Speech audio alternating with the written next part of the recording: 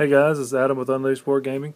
We're starting a tournament here, a bracketed tournament, something we've never seen anyone else do, so I thought we'd give it a try. We've tried to do tournaments before, but with everybody's crazy work schedules and all that, we have people that couldn't show up, didn't find out until the 2 days before the tournament and things, and it just didn't work out. So I'm doing something different. Here you can see the bracket. We got everybody in. We started off with 8 players. Everybody pays this time it's a very small entry fee while we're testing it out. So, you can set your own entry fee, whatever you want. Winner gets all, but he has to spend it towards Warhammer stuff. It has to go towards the hobby. So, that ought to make it kind of cool. We can show whatever prize they get. You can see we got High Elves versus Orcs and Goblins. By the way, everything was drawn randomly. Everything in this tournament is as random as it can get. Nobody's running, really. I'm running it, but I'm also playing in it, so I've made everything totally random. Random referees, I'm not going to be there calling out rules. I mean, everything is straight up. Nobody's calling shots or giving special rules. So you got High Elves versus Orcs and Goblins. It ended up with Lizardmen versus Warriors of Chaos, Tomb Kings versus Lizardmen, and Ogre Kingdoms versus Vampire Counts. What's allowed? This is going to be, like I said, one of the easiest tournaments you can be in and run. Easy to play. You start off as 2,500 points. Any army you want. You need to choose wisely because you cannot change armies between games. You have a full month to schedule and play your game. That way, if you have a crazy work schedule, just find whatever day you can. You two work it out and play it when you can and let me know the results. You can change your list between games. You can't change your army, but you can change your list. So many of these tournaments, because it's all packed into one day, it's one army list, and that's what you run with. And if you build it and somebody comes with something that you weren't prepared for or something, too bad. Well, I wanted the tournament to be, the best player, not necessarily the best average run-around list that can fight anything, but just if you're good at building an army customized to face who you're fighting, then that's a good quality. So, I just say, change your list. Fighting somebody with high armor, hey, take the lower metal and take things that give no armor saves and bolt throwers and things like that. But if you're fighting somebody that's a horde army, take something that hits entire units and does things like that. So it had to add an element to it that most tournaments don't have. Like I said before, everything is completely random unless the first round drawings are duplicate armies. To keep it fun, we'll make sure you don't fight your own army in turn 1. Referees are available, and the way we're doing that, you cannot referee your own game. So just because I'm running it doesn't mean I'm going to show up and I'm going to be a referee and I'm going to tell you the rules and all that kind of stuff. Nothing like that. If you have a feeling that your opponent is more experienced than you can request, try and find another player to show up.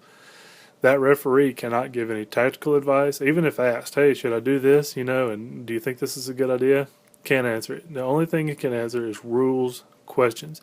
And really, to the point, unless somebody seems like it's just outright cheating or outright doing the opposite of what the rulebook says, they don't even step in when they see it wrong. It's just if the player that's inexperienced, or either one of the players really, if he has a question about the rules, he doesn't have to ask his opponent and hope he's getting the right answer.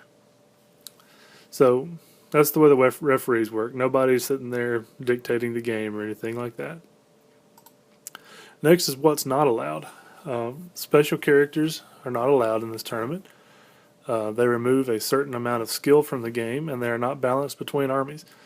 Some armies haven't had a special character upgrade in 10 years, and anyway, special characters come with things that I think, like I say here, they remove some of the skill. You got a certain ability that somebody can do that your other army has no access to or something like that. Just build your characters the best you can and bring it. And I think that's the way the game should be played. I've never liked special characters. You cannot change your army between games. I think we mentioned that before. You can change the list to face different armies, but you cannot change the race. So you can't, even high elves and dark elves, you can't jump army to army. And finally, and this is a very broad one, building a super cheesy army. While you can be competitive, if you can't win without a special character, 2 chimeras, and a couple of giants in your army, play something else. I've gotten so sick of seeing these people taking like 2 hordes of trolls and a special character to make them core or something, and then bringing out 2 giants and 2 chimeras to eat cannonballs, and that's not fun to play against. And if you have to do that to win, if you can't build a well-rounded army to win, I mean, go play chess or something else. This Warhammer shouldn't be your game if that's the only way you know how to play. So, yeah, and to make sure that doesn't keep happening, we're not going to ban anything or kick anybody out for anything. But all the players will be surveyed about their opponents when the tournament's over.